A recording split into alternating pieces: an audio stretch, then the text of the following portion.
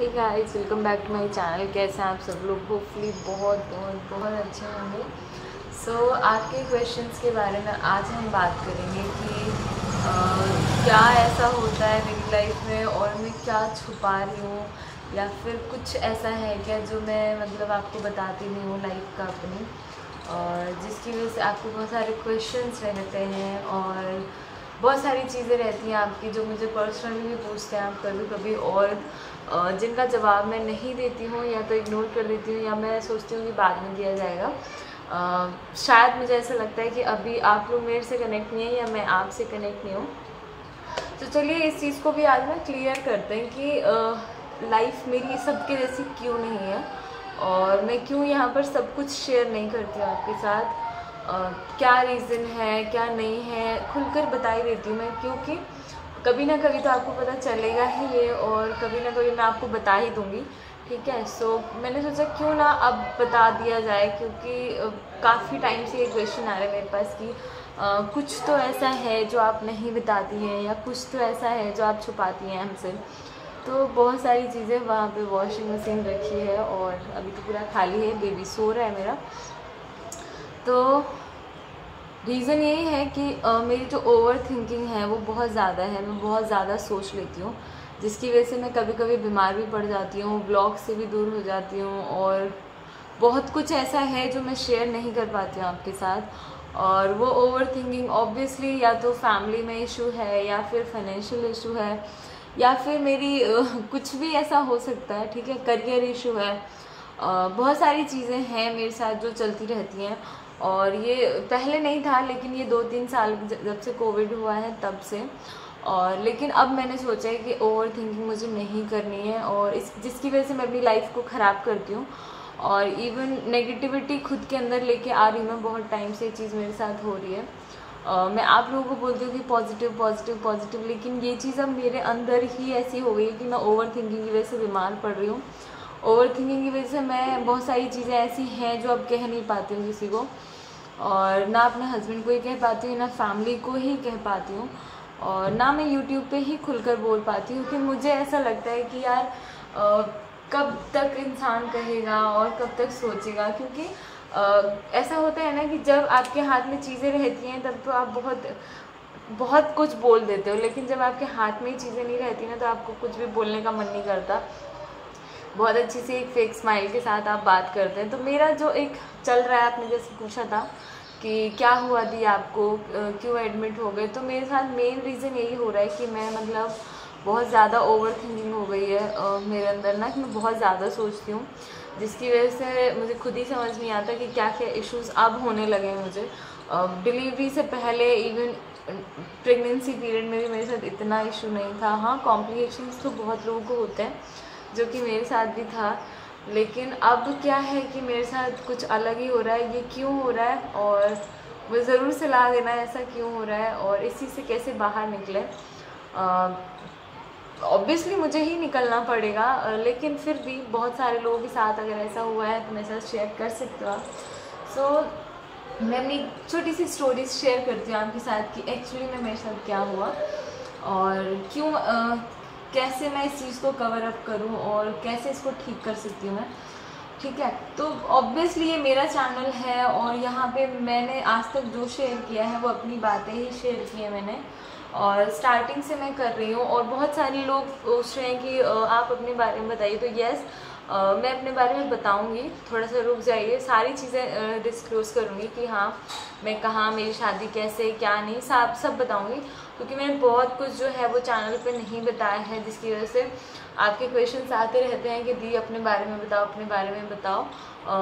जल्दी बताऊँगी मैं, धीरे धीरे करके बताऊँगी सारी चीज़ें, क्योंकि बताना तो है ही, क्योंकि अभी जो मेन मेरा मोटिव है वो यही है कि मुझे यहाँ पे काम करना है। ठीक है, सो स्टार्ट करते हैं कि मेरा जो ओवर थिंकिंग का प्रोसेस है वो कहाँ से स्टार्ट हुआ है और कैसे अब मुझे बंद करना है। इसकी जर्नी भी आपके साथ शेयर करेंगे ऑब्वियसली, क्योंकि जब मैंने HSG कराया था, मेरी इनफर्टिलिटी जो चल रहा था मेरे साथ ड्यूरेशन, मैंने आपके साथ शेयर किया था, और भगवान की दुआ से, आप लोगों की दुआ लगी, ऊपर वाले की मेहरबानी रही और वो चीज़ मेरे साथ सॉल्व हो गई।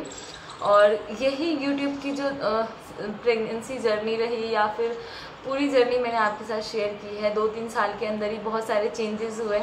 भगवान ने मुझे बच्चा दिया और एक माँ बना दिया, ठीक है।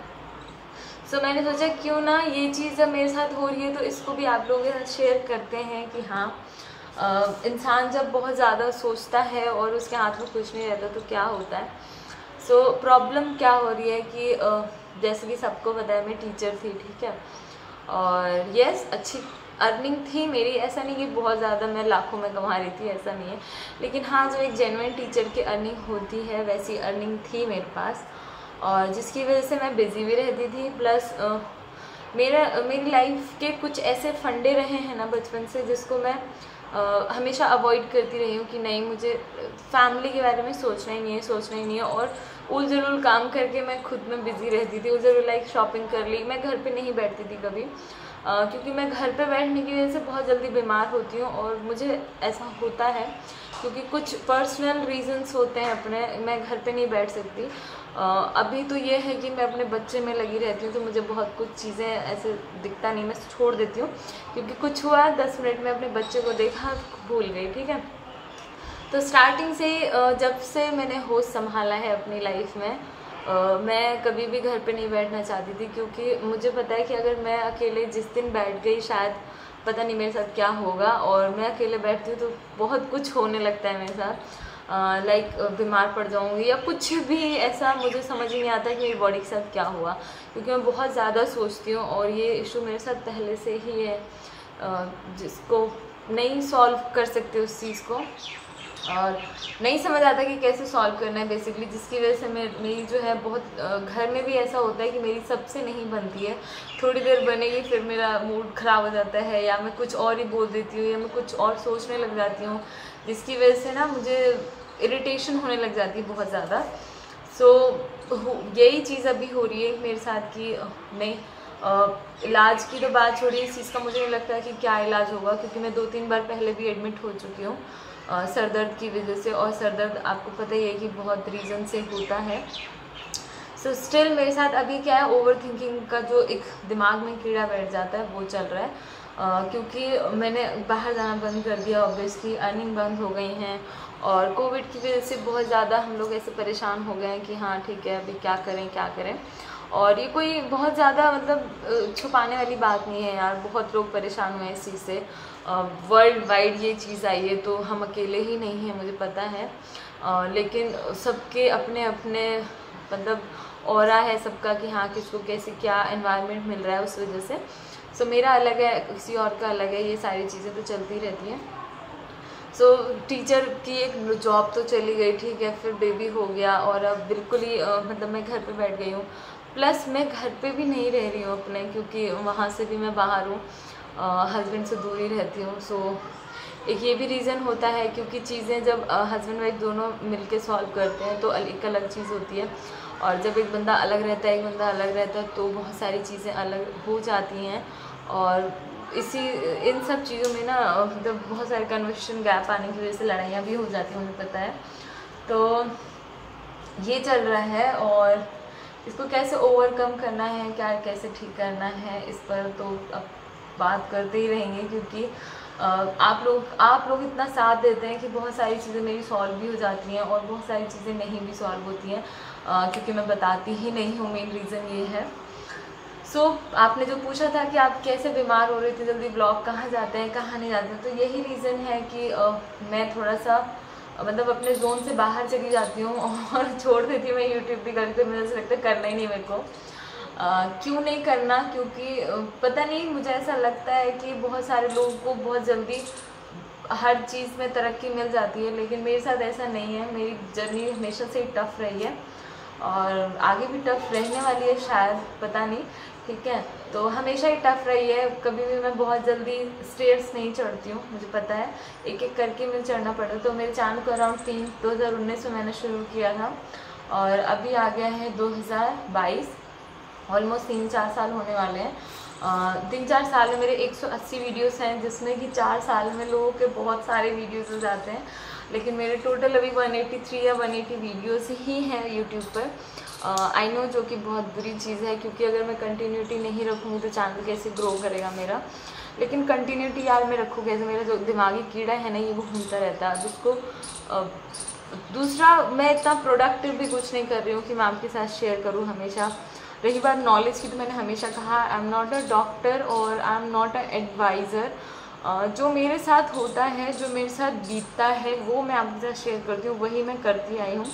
बहुत सारे लोग मुझसे जो है पूछते हैं कि हमें ये बता दो वो बता दो। मैंने हर वीडियो में बोला है कि मैं डॉक्टर नहीं हूँ, मेरे साथ जो हुआ मैंने आपको बता दिया, हमेशा से मेरा यही रहा।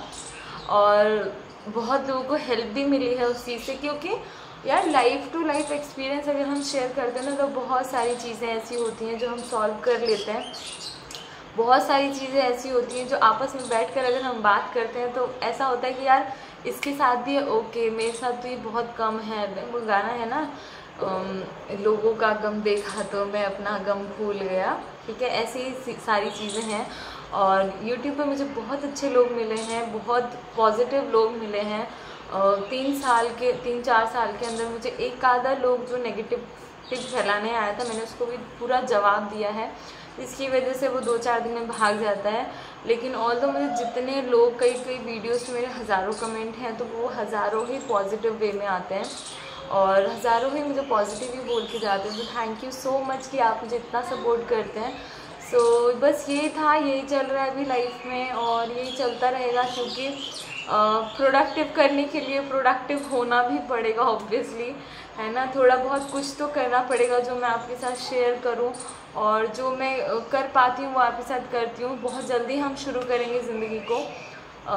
मे भी मैं चैनल को बंद कर दूँ अभी फ़िलहाल के लिए, वीडियोस ना अपलोड करूँ, देखते हैं जैसा भी होता है। अगर कुछ हुआ तो ही शेयर करूँगी, अदरवाइज़ मैं अभी सोच रही हूँ फ़िलहाल के लिए चैनल से भी थोड़ा सा मैं कट ऑफ हो जाती हूँ और देखेंगे इन फ्यूचर क्या होता है क्या नहीं होता। और मे भी मैं कंटिन्यू रखूँ, ऐसा नहीं है, वो आप लोगों पर डिपेंड करता है। सो ज़रूरी नहीं कि मैं चैनल से कट ऑफ ही कर लूँ, कंटिन्यू भी रख सकती हूँ। सो बेसिकली यही चल रहा है और बहुत कुछ शेयर करना है, करेंगे आपके साथ और जल्दी शेयर करेंगे और आपके साथ कनेक्ट होंगे। सो जो भी मेरे साथ कुछ जुड़े हैं या सवाल पूछते हैं, सो बी कंटिन्यू। और रही बात मेरा चैनल ग्रो करने की, तो हमेशा मैंने किसी से कोई हेल्प नहीं ली है। मैं इंडिविजुअल आई थी, इंडिविजुअल रही हूँ और आगे भी रहूँगी।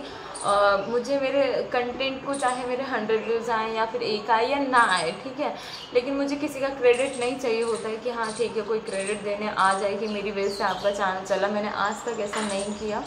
गाइड करने लोग आए थे, किसी ने आंसर किया, किसी ने नहीं किया, यही चला। और सबकी अपनी अपनी मर्ज़ी है और बस ये है। और चलिए ब्लॉग को एंड कर, ब्लॉग तो था ही नहीं, वीडियो था, तो इसको एंड करते हैं। मिलते हैं नए वीडियो के साथ, जब तक के लिए बाय, टेक केयर और अपना ख्याल रखिए, फैमिली का ख्याल रखिए।